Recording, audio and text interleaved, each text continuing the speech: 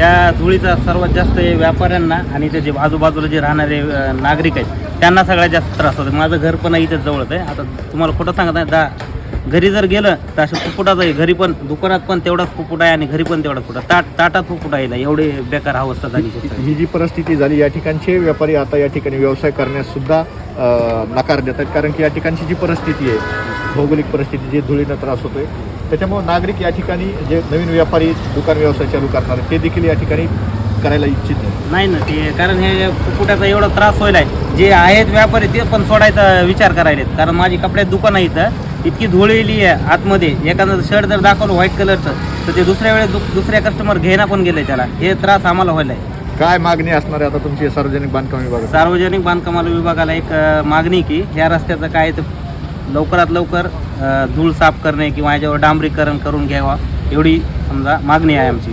नक्कीच